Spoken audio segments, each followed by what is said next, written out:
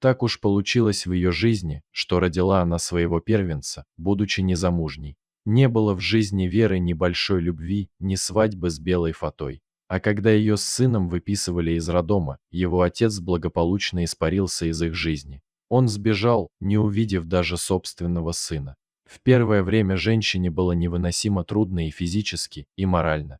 Жить приходилось по-всякому, и в комнате общежития, и в коммуналке, и у родственников в маленьком углу за занавеской. С деньгами тоже было очень туго, перебивалось случайными заработками, считая каждую копейку. Но в один прекрасный момент, когда Мишка немного подрос, Вера нашла неплохую работу и жить стало немного легче. А когда мальчишке исполнилось 3 года, за ней начал ухаживать Виталий. Вера долго думать не стала и дала согласие. Она вышла замуж, как ей казалось, очень удачно. У мужа был свой большой и просторный дом в деревне, доставшийся ему от родителей, где он жил совсем один, поэтому Вера вошла в этот дом полноправной хозяйкой. К Мише отчим относился очень хорошо и ничуть не смущался, что мальчик теперь живет в его доме. Все изменилось, когда Вера родила еще одного сына, их общего с Виталием. В мальчике отец души не чаял, это был его первый и довольно поздний ребенок. Вот тогда Виталия как будто подменили. Всю свою любовь и заботу он отдавал родному сыну, маленькому Тёме, а к Мишке стал относиться не просто холодно, а с презрением. За любую шалость или провинность ругал его, а иногда даже наказывал. Стал распускать руки, а Вере запрещал вмешиваться в процесс воспитания. Мишке в последнее время часто доставалось даже ремнем. А Вера смотрела на это все и знала, что возразить нельзя. Пару раз она пыталась защитить сына, закрыв его собой, но получала мощный отпор. Виталий пригрозил ей расправой, и она понимала, что муж сдержит слово. В последнее время он показал ей свое истинное лицо, жестокого и злого человека. С огромным трудом Вера решилась подать на развод. Когда она объявила об этом мужу, он избил ее и пригрозил, что выгонит из дома вместе с ее маленьким выродком, а Тему оставит себе. Да и вообще, если она попытается уйти, то Тему ей больше никогда не увидеть.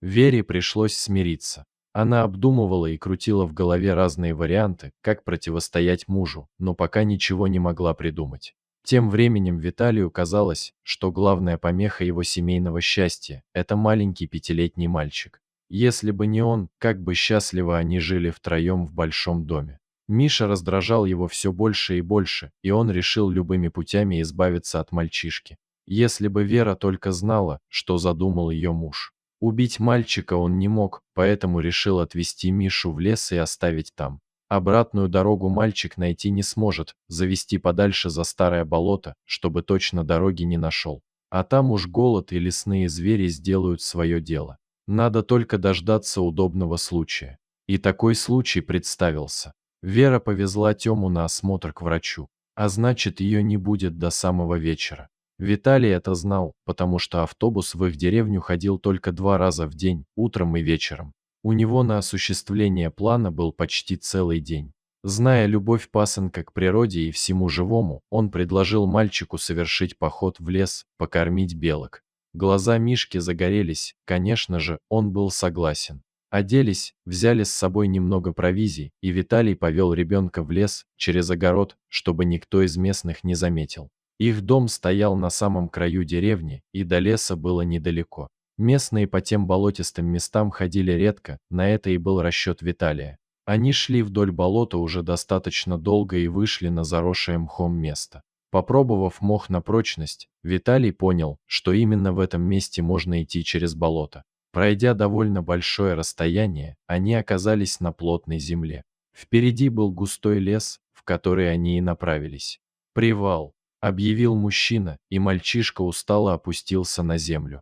Мишка никак не мог понять, куда же подевались все белки и почему они так долго идут по болоту. После того, как Мишка покушал и выпил горячего чая из термоса, его сморило, и он уснул прямо на мягкой траве. Посмотрев последний раз на спящего ребенка, отчим отправился в обратный путь. Дома он встретил жену и сообщил, что произошло ужасное. Пока он был занят делами, мальчишка исчез, и он не может его нигде найти. Были подняты все деревенские жители, искали везде, но никто не мог даже подумать, что 5-летний мальчик ушел в лес. Виталий при этом принимал самое активное участие в поисках пасынка.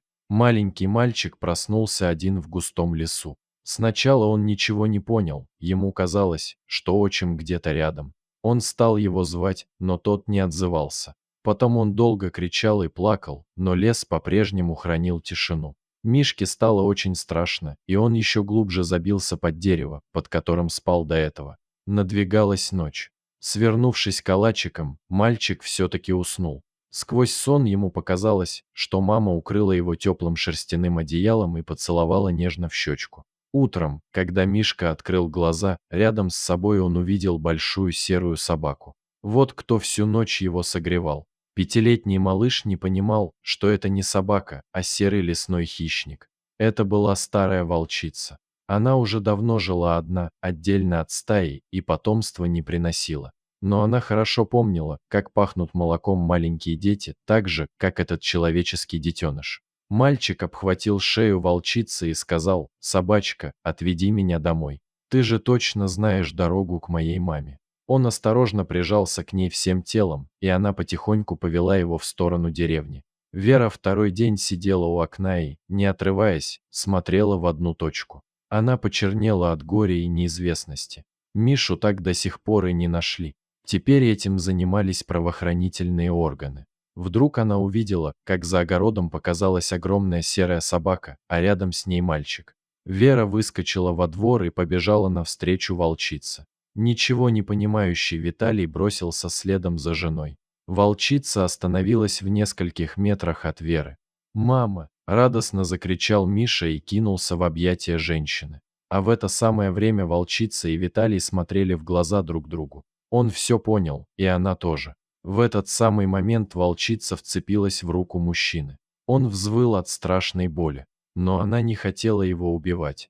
Если бы хотела, то ее челюсти сомкнулись бы на его горле. На крики сбежались соседи. При всех Виталий признался в своем злодеянии, а потом на суде получил огромный срок. После этого случая старую волчицу стали часто видеть недалеко от деревни. Она приходила к Вере и ее сыновьям, они подкармливали ее, спасали от голода в благодарность за спасение мальчика. Дорогие зрители, если вам понравилась эта история, обязательно поставьте палец вверх и поделитесь этим рассказом со своими друзьями. Если вы впервые на этом канале и еще не подписаны на него, рекомендую подписаться прямо сейчас, чтобы не пропустить очередную захватывающую историю.